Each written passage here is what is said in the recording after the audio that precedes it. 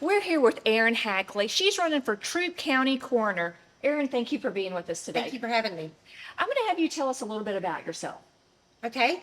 My name is Erin, and I guess I'll start with what's most important. I'm married to Thad. Next month we will have been married 11 years. We have 4 children. We have Shaylee, who is 22, Will is 21, uh, Colby is 20. They're all grown adults living out on their own, going to school, Yeah, yeah. work. And then Anna just turned 10. She is in fourth grade at Long Cane. She's still the only one. She's the only one at home. Uh, I definitely understand that. I have kids spread out like that as well. Yes, yeah. But I'm currently the coroner. I'm in my first term. Prior to that, I was Jeff Cook's deputy coroner, chief deputy coroner, and when I'm not doing that, I'm a paramedic, very part time. I work about a day a week, a couple days a month Okay. as a paramedic in both Troup and Harris County. When we're not doing either of those, we like to camp, attend kids sporting events, and just hang out as a family. Great. So tell me a little bit about your background and what led you to want to run for the office of coroner. Oh Lord, this is only 15-minute interview. In 2007, I was a stay-at-home mom. I had a 3 and a 4-year-old, and I woke up one day and I told my husband, I said, I want to go to EMT school, and he said, that's random, but sure. So I started EMT school shortly thereafter. In August, I think I started in July. In August, we had a tragedy. We lost our 3-year-old daughter in an accident.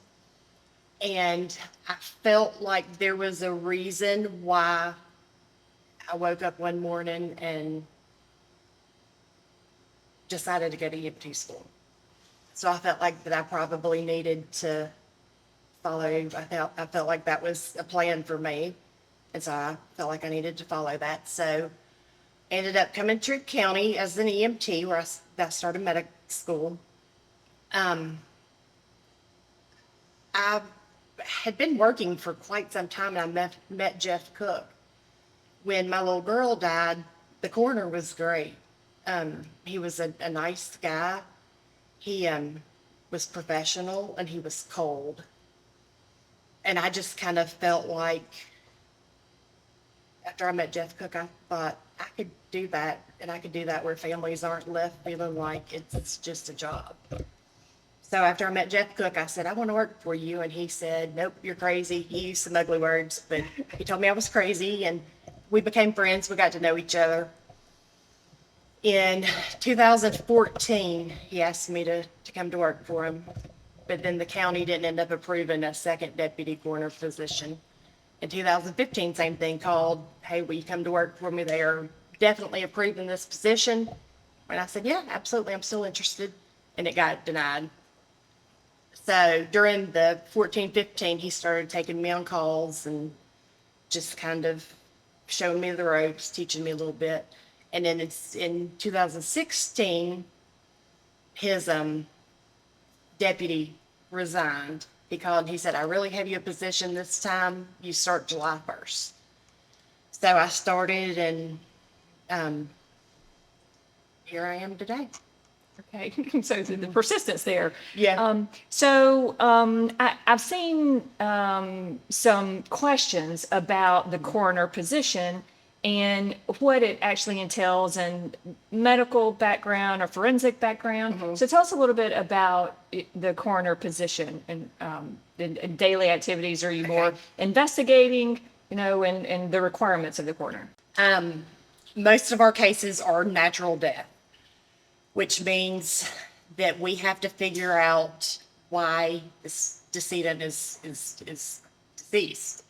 To do that, we use medications, we use family history, we use backgrounds, anything we can get to figure out what kind of history this patient had. And then we use just our knowledge of the medications and all of our training to be able to come up with the cause of death. In a case where it's not natural, it could be an overdose, a homicide, a suicide, something like that, it will be reported to the GBI. The GBI will do all of the forensics. We don't do any forensics here local. The coroner's office can't do forensic testing. Any forensic testing done on the decedent has to be done by either the GBI or by the sheriff's office or the other law enforcement agency, and then submitted through that department. Okay, where does the medical examiner come in? The medical examiner, per Georgia law, we are required to report all deaths to the medical examiner's office. Okay. However, they do autopsies for 154 counties in the state. They don't want us to report every single death. Just Troup County, we have 350 deaths a year. Okay. So you multiply that by 154 counties, and that's a lot of phone calls they take. They have, the chief medical examiner, per the law, is able to basically set a protocol for what we do and do not report to them. So we have a guideline of what we report. Basically, anybody over 50 with a medical history, we don't report those. We determine the cause and manner of death Okay. in those. Okay. What has been your biggest learning in this position? Just so much. Probably for me is how to tell a parent or a loved one that their family is deceased, especially when it's sudden. It hasn't gotten easier. Every time is emotional, and Sure. it's not something that just comes natural. It's every single one of them is tough. On determining the cause of death, has there ever been where your determination has been challenged? There have been times when I feel like the cause of death could be different from what the GBI has decided. So the GBI uses the law enforcement report, toxicology, any kind of histology testing, any DNA testing, anything to come up with. But a lot of times they rely heavily on the law enforcement report. And there have been times when I have questioned. What happens when there's a disagreement between the coroner and the law enforcement? We try to just work it out and come up with what's right. How does the family feel about that? And we use that too. A lot of times it's how the family takes it. Sometimes we have a family this most often happens in a suicide. Family doesn't want to accept that it's a suicide, and we'll sit down and talk to them and just kind of come up with what we think is best. Has there been a particularly challenging case that you've had that you could share with us? I don't want to give any particulars Right, about right. a specific. Yeah. But there are a lot of times when there's a lot of external factors that play into it that really make it difficult. Is that when you really have to rely on process and procedures? Yes. Have you ever had where you've had to testify in court? Thankfully, no. Okay. Typically, when they use us as the last resort. Any kind of homicide or anything that's going to court, the GBI will have done an autopsy on. Okay. And so the GBI medical examiner will come down and testify. We just kind of will testify in the event that they're not available. On those that there is disagreement between coroner's office and the local law enforcement, is that where GBI gets involved, or is there any No. protocol along that, or it's just y'all coming together to decide? It's not often that happens. Okay. A lot of times we can sit down and say, hey, this is what I think this is. and this is why, and they can say, this is what I think this is, and this is why. I mean, it's not like, Right. So there's a good working relationship between all the yeah. I mean, of offices. course, each department is different.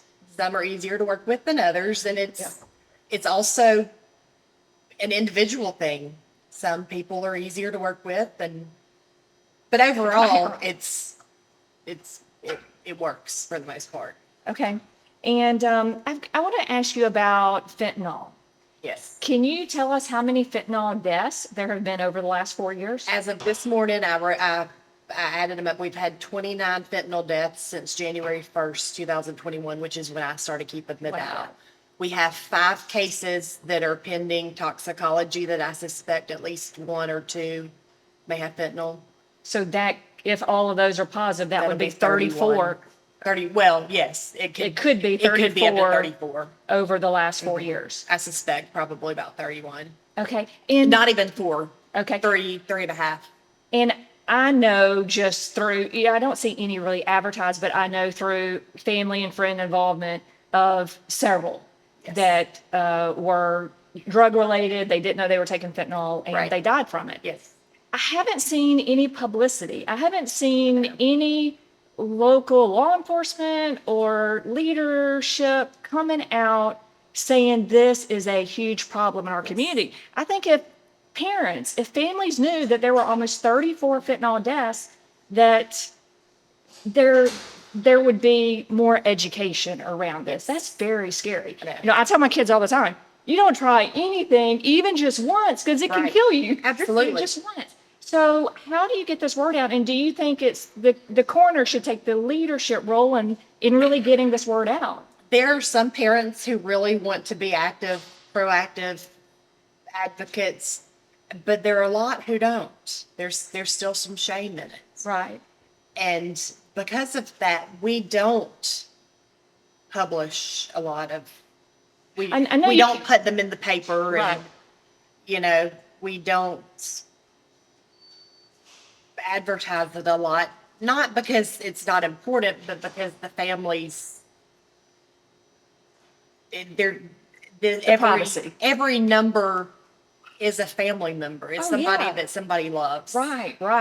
But don't you see that is, I mean, that hurts. If there's 34 deaths, I mean, what if the first year there had been more publicity and came out and said, I mean, I don't know what that number is, but if we'd know. said, hey, in 2021, there were 10 deaths in fentanyl. This is a huge issue that Right. needs to be publicized without disclosing what families, who it was, but saying this is an issue. Absolutely. And it's an issue everywhere, and it's in our community. Right.